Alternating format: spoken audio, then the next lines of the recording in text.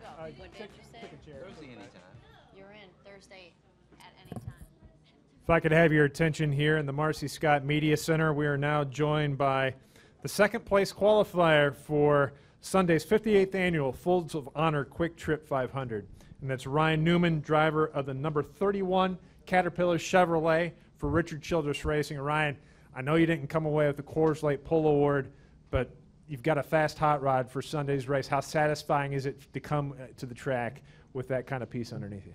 Well, yeah, it's definitely it's nice. I'm just so proud of the guys and this is not at all the answer to our season, but it was a good effort to improve on where we were at this point last year, and overall just to have a shot, being real competitive and winning practice, which is the first time we've done in a while, and I think we were basically top two in all the rounds, so that was good.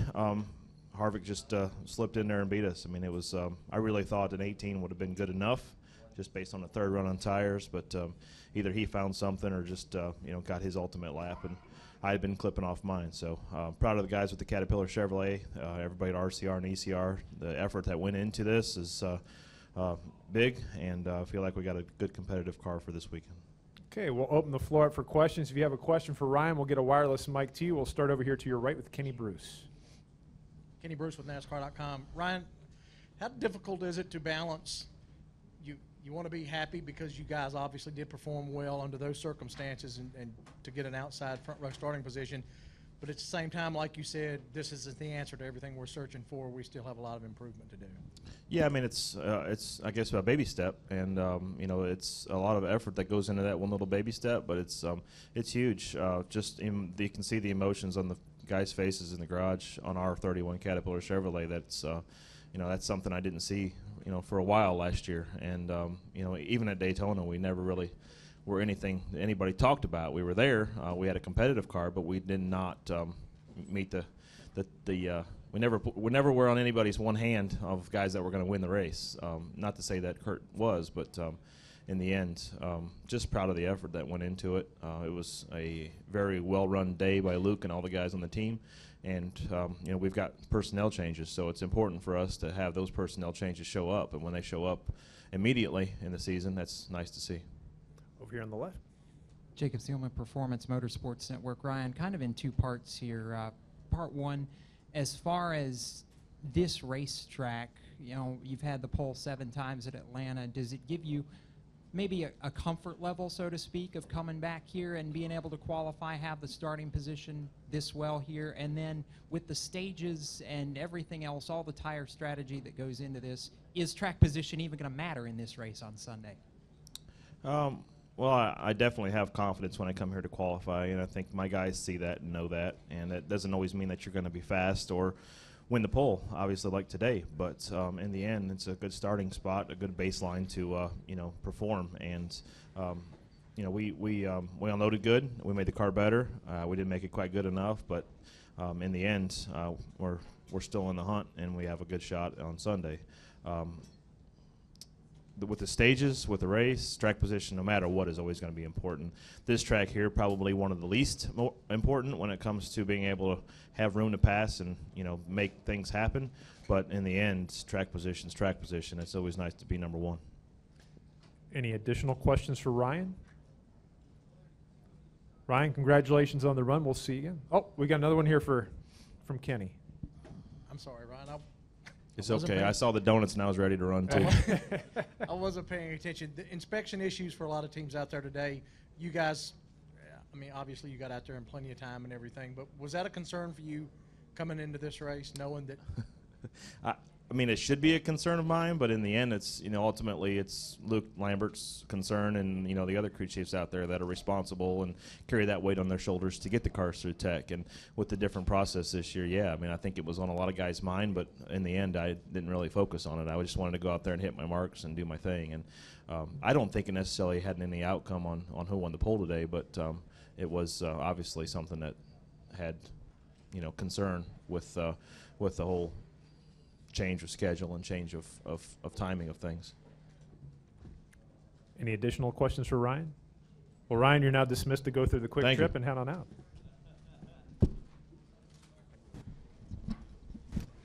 If I can have your attention here, we will have our final Monster Energy NASCAR Cup Series media availability of the day. And that is now with our pole sitter for Sunday's 58th Annual Folds of Honor Quick Trip 500. And that is none other than Kevin Harvick, driver of the number 4 Jimmy John's Ford for Stewart-Haas Racing. Kevin, freaky fast out there, that final round of qualifying. Just walk through that final round qualifying lap. Yeah, that was, the best our car had been. For me, it was the most comfortable I'd been because I could actually see where I was going into turn 1 with the sun down behind the billboards. And I knew I got to the green very good, and I felt like I got through 1 and 2 pretty good, and I just needed to, to hit the bottom, and hit the bottom perfectly, and was able to get in the gas and stay in the gas and hook the bottom all the way around the corner. So it was good timing on hitting the best lap from the seat, and they hit it the best that we'd hit it in the 3 rounds, and obviously it all just lined up and wound up being our best lap. So it says a lot about our team, our organization. Obviously winning the Daytona 500 last week with Kurt, having just a strong speed weeks in general, and coming down here and feel pretty good about our race car in race trim, and really didn't spend much time in qualifying trim, and they just do a great job. I mean, they're good at what they do, and I'm just fortunate to be able to drive it and have fun with going fast and doing the things that we do. So just seeing the transition to Ford has been a lot of fun, and they've just done a great job. So I'm pretty excited about everything. Good deal. We'll open the floor up for questions. If you have a question, we'll get a wireless mic to you. We'll start here in the back and then work our way around. Kevin, Pete McCall with AutoRace1.com. There was a number of cars that had a trouble getting through inspection. Yours was one of them. Can you talk about what some of the issues were you guys were facing getting through inspection? And is this something? I just drive. I don't worry about the rules. Are you worried about this persisting as you go through the season? It's not my department. Continue on. Any additional questions for Kevin? We'll go to Matt and then to Bob. You okay, Bob? Okay. I just saw you holding your head. I thought you might be going down. Long day with your glasses on? Matt Weaver, AutoWeek.com. You kind of addressed this earlier in your opening remarks, but the strong speed weeks, winning the Daytona 500, now your pole. There's always a lot of naysayers who say, Stewart-Haas is going to have the slow transition into Ford. They're not going to be fast out of the gate. Is there kind of the chip on y'all's shoulder to validate the hard work and the decision to move to Ford? I think so. I think everybody has a chip on their shoulder, just wanting to do well. It's not anything against anybody. It's just it's wanting to go out and not miss a beat from where we were, and we've worked hard. I've been with my guys the last 2 or 3 weeks, and we've been in the simulator. We've been testing in Phoenix. We've been on the phone. We've been obviously in Daytona for 9 or 10 days. However many days that was, and I think everybody. It's not just our team. The other teams are working hard as well. So it's it's fun to kind of open Pandora's box, I guess you could say, because you have to turn every leaf over and look at everything in the company, because everything's different from top to bottom. But the one thing that has stayed consistent are very good people, and it's fun to see a group of people come together and try to make things better, and it's a major undertaking to do the things that we did. But Ford has been a big part of it. Stewart-Haas has obviously done a great job with the work, but Ford has been a very, very big part of giving us the resources and manpower and the support that we need to do the things that we do. So you line that up with Gene and Tony and the resources that we have at Stewart-Haas Racing. It's hopefully it's to the point where we have a baseline. Obviously it's going to be okay, and we can start to grow it and get better from here. We'll go to Bob, then to Kenny, then to Jacob, and then to Caleb. All right, Bob Hawkers, ESPN. I have 2 questions. The first is, you can only have one, Bob. If I can only have one, then okay. No, I'm just kidding. Okay. Go ahead. First off, what do you think of this aero package now that you've actually got on the track? Was it much like you expected after the Phoenix test, or is there something maybe Yeah, really I think the cars are going to be a handful. I think they obviously always slide and move around here, but it seems like, the fall off is going to be greater.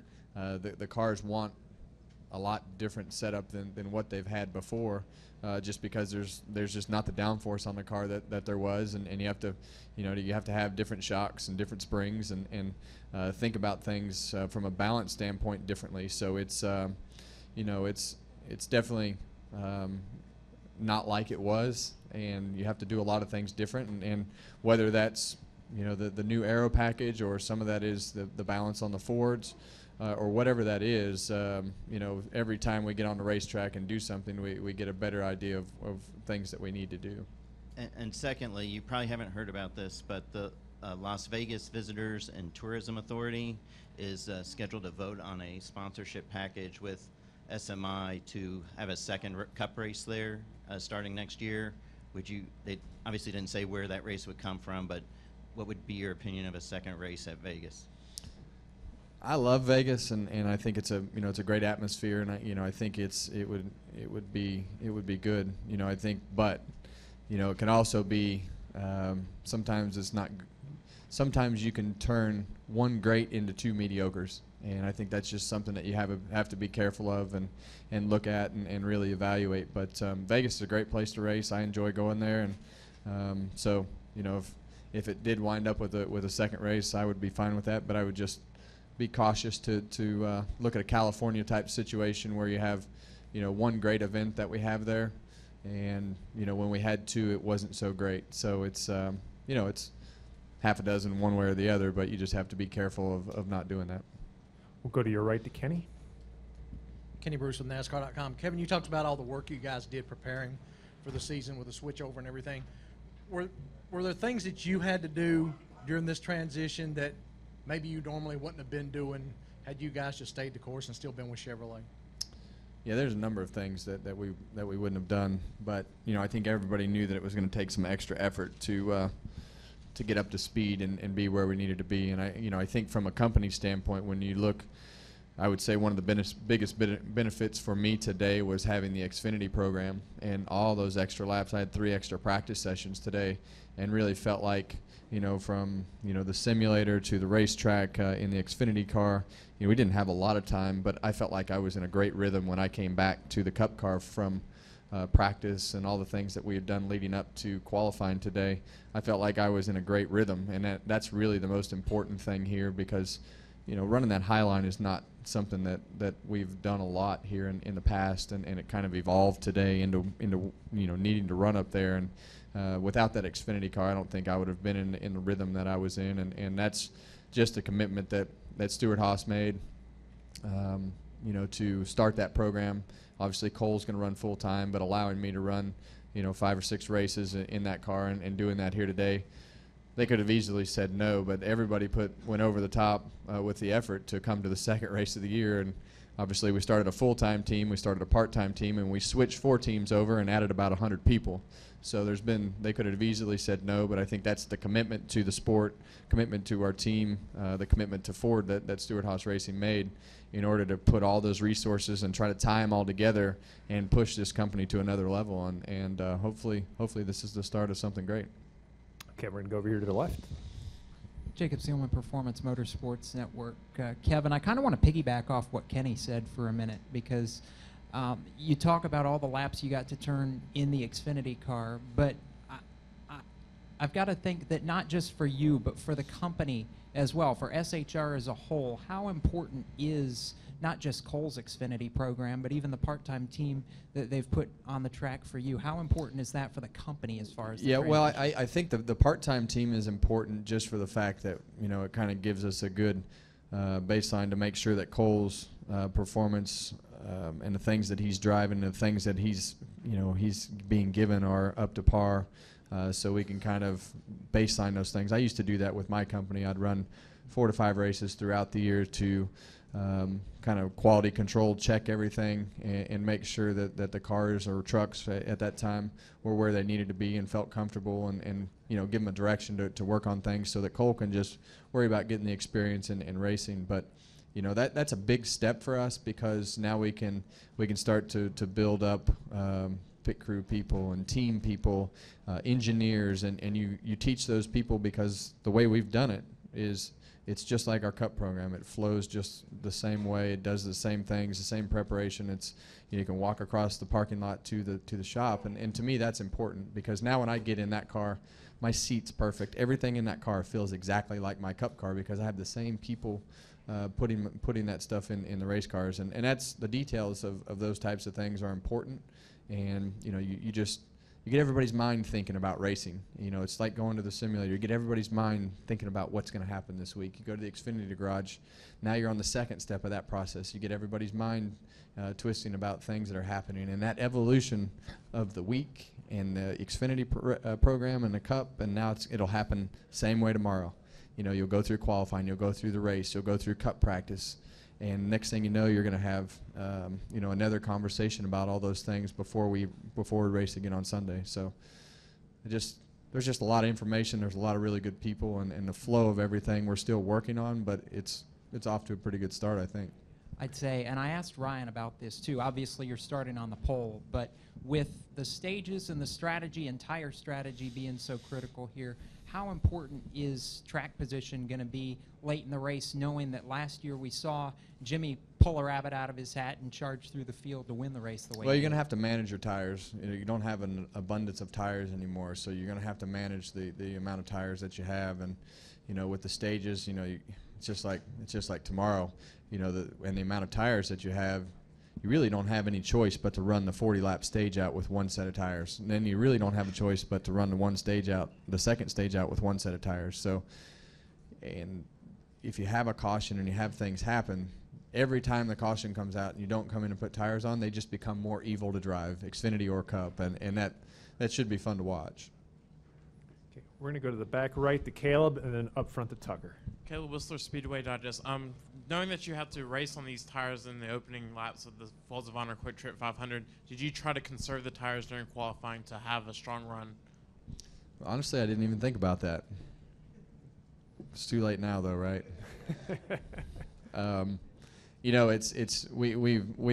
We've talked about that, and I think obviously NASCAR made some amendments to some rules this week about how everybody started their the race on their tires, and because if you were to start on stickers and start in the back, you'd probably pass the whole field in about 30 laps. So I think everybody will be pretty close on tires with used tires. So I think it's an element that we won't even talk about as we go forward. But no, we were going after the pole today, and we'll worry about how hard we beat up the tires later. Go to the front right here to Tucker, and then we'll finish with Lee. Tucker White, SpeedwayMedia.com. Kevin, the last 3 years, you have been hands down the best driver here at Atlanta, and yet each of the last 3 years, someone late in the race has cost you a win that would have been yours. Now, with you winning the pole here tonight, is this the link that will finally get you the win on Sunday? Yeah, I don't know what is that link.